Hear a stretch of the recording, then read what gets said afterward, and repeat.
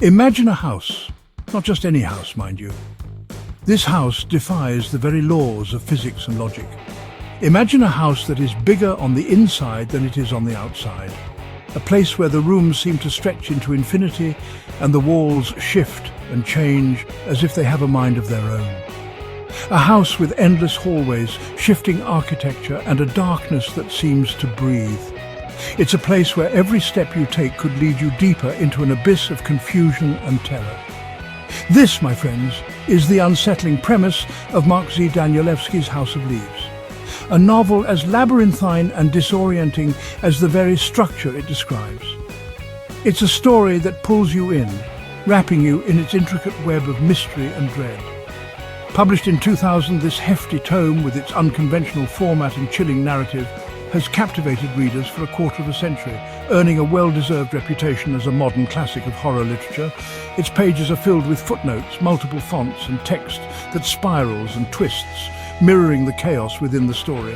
House of Leaves is not for the faint of heart, nor for those seeking a linear, straightforward story. It's a complex, multi-layered narrative that challenges the reader to piece together its fragmented parts. This is a novel that demands your attention, your curiosity, and perhaps even a flashlight for those late-night reading sessions. It's a book that requires you to engage with it on a deeper level, to question and to ponder. It's a book that burrows under your skin, leaving you questioning the very nature of reality and the unsettling spaces that lurk just beyond our perception. The more you read, the more you find yourself lost in its pages, much like the characters are lost within the house. The story unfolds through a series of nested narratives, each layer drawing us deeper into the mystery of the house. It's a tale told through the eyes of different characters, each with their own perspective and their own piece of the puzzle. At the heart of it all is the Navidson family, who move into a seemingly ordinary home in Virginia, only to discover that something is terrifyingly wrong. Their experiences become a central thread in the novel, pulling us into their nightmare. But this is only the beginning. The house's secrets run deep, and as the Navidsons delve further into its mysteries, they uncover horrors beyond their wildest imaginations. As the Navidson family's horrifying experiences are documented, analysed and reinterpreted, we find ourselves on a journey into the darkest corners of the human psyche, where fear and madness reign. It's a story that stays with you long after you've turned the last page, haunting your thoughts and dreams. One of the most striking aspects of House of Leaves is its unique narrative structure. The novel is a labyrinthine puzzle, a story within a story, layered with multiple perspectives and voices that challenge the reader's perception of reality. The story is presented as a manuscript discovered by a troubled young man named Johnny Truant. Johnny, a tattoo parlor employee, stumbles upon this mysterious manuscript in the apartment of a recently deceased blind man named Zampano.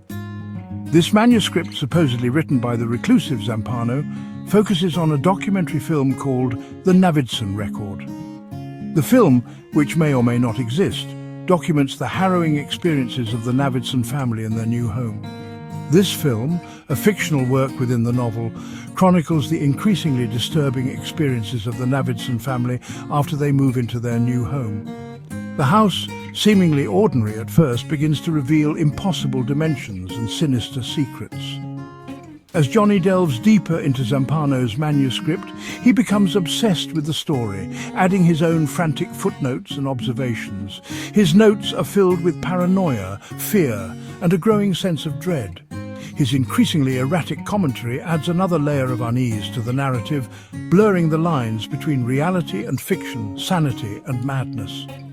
Johnny's life begins to mirror the chaos and terror described in the Navidson Record.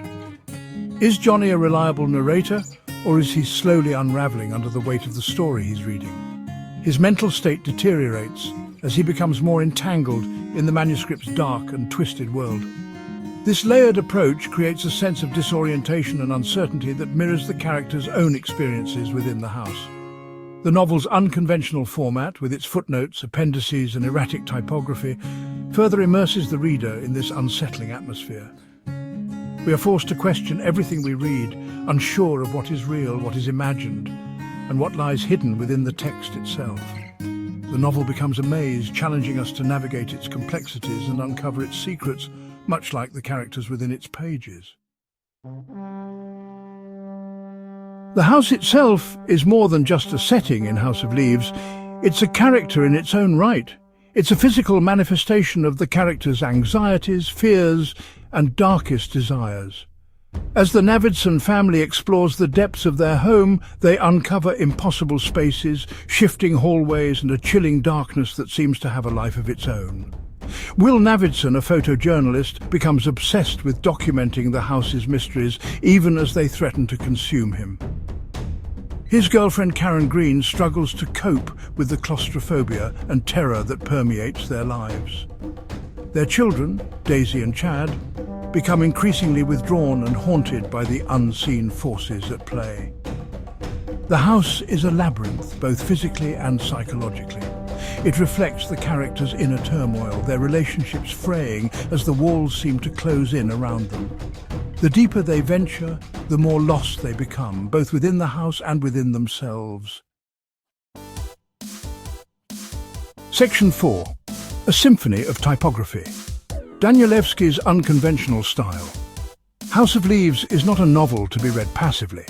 It demands your active participation, challenging you to engage with its unconventional typography and experimental layout. Danielewski uses text as a physical object, manipulating font sizes, styles, and even the direction of the words on the page to create a visceral reading experience. Footnotes run rampant, often spanning multiple pages and containing their own narratives and digressions. Text is rotated, flipped, and sometimes even printed backwards, forcing the reader to contort themselves in order to decipher its meaning. This unconventional style is not merely a gimmick. It serves a vital purpose in enhancing the novel's themes and creating a sense of unease and disorientation that mirrors the character's own experiences. The reader, much like the characters lost within the house, is forced to navigate this textual labyrinth, piecing together the fragments of the story and constructing their own meaning from the chaos. Section 5. Blurred lines, reality versus fiction in a digital age. At its core, House of Leaves is a novel about the power of stories and the increasingly blurred lines between reality and fiction in a world saturated with information. The book delves deep into the human psyche, exploring how narratives shape our understanding of the world around us. It challenges readers to question the very nature of reality and how easily it can be manipulated by the stories we consume. The novel's nested narratives, unreliable narrators, and constant questioning of what is real and what is imagined create a sense of uncertainty that reflects our own anxieties about the digital age. In today's world, where information is at our fingertips, the lines between truth and fiction are more blurred than ever. This uncertainty is mirrored in the book's complex structure, which forces readers to navigate through layers of stories and perspectives. The internet, with its endless stream of information, misinformation, and subjective truths, becomes a kind of echo chamber of the house itself. Just as the characters in House of Leaves are trapped in a labyrinth of narratives, we too find ourselves lost in a digital maze, where distinguishing fact from fiction becomes a daunting task. The novel serves as a metaphor for our modern-day struggles with information overload and the quest for authenticity. We are constantly bombarded with stories, images, and videos, and it becomes increasingly difficult to discern what is real and what is fabricated.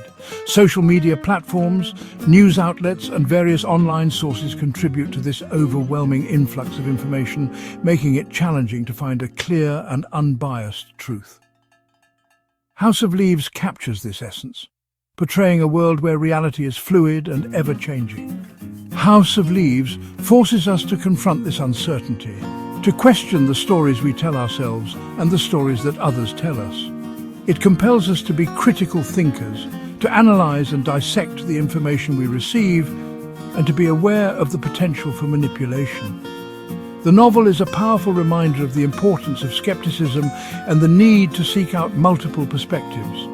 It's a novel that reminds us that reality is often a matter of perspective, and that the truth can be as elusive and terrifying as the darkness that lurks within the house's walls. In a world where the boundaries between reality and fiction are increasingly blurred, House of Leaves serves as a poignant exploration of our deepest fears and uncertainties, urging us to navigate the complexities of our digital age with caution and curiosity.